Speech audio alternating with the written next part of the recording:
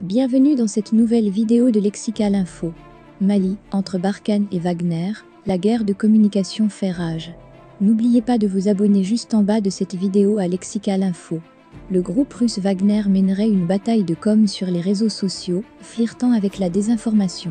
Sur des médias maliens plus traditionnels, l'opération Barkhane y va aussi de ses spots publicitaires. Au Mali, comme dans d'autres pays africains en mal de sécurité, grincent les dents des antennes militaires des chancelleries, dès qu'est prononcé Wagner, le nom du groupe paramilitaire russe. Question de principe d'abord, comment combiner, sur un théâtre d'opération, une coopération militaire publique jaugée par des contribuables européens, via leurs élus, et le concept commercial de mercenariat exonéré de considérations politiques? Des informations au-delà du principe. Ensuite, les Nations Unies mettent à l'index les agissements de la société de sécurité privée présentée comme étroitement liée aux locataires du Kremlin.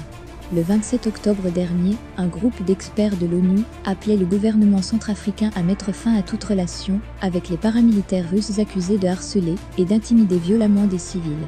Nié à Wagner, a tranché la ministre française des Armées, Florence Parly, dans un entretien accordé à Jeune Afrique le 26 novembre, en évoquant précisément le cas malien.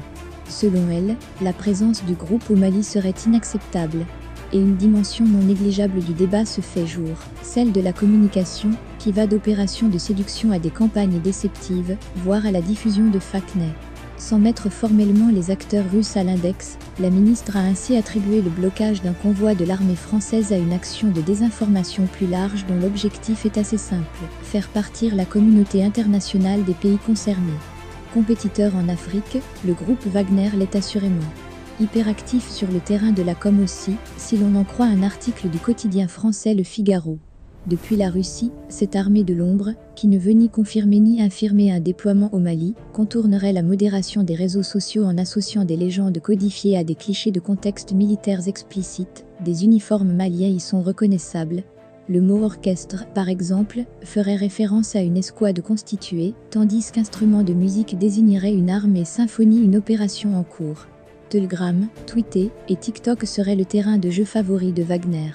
Les groupes d'internautes anti-français, leurs alliés objectifs, sans doute perclus de scrupules à l'idée d'emprunter les biais communicationnels, la France déploie, dans cette lutte informationnelle, des spots publicitaires qui expliquent que l'opération Barkhane n'abandonne pas le Mali en plein vol, comme le suggérait le Premier ministre malien, Choguel Maïga. Sur les 7 panneaux numériques de Carrefour fréquentés et sur les antennes des chaînes de la ORTM, de Joliba TV et de Renouveau TV, un petit film montre, depuis octobre, des soldats et des blindés qui illustrent l'énigmatique message Barkhane se transforme. Qui conquérera les cœurs maliens?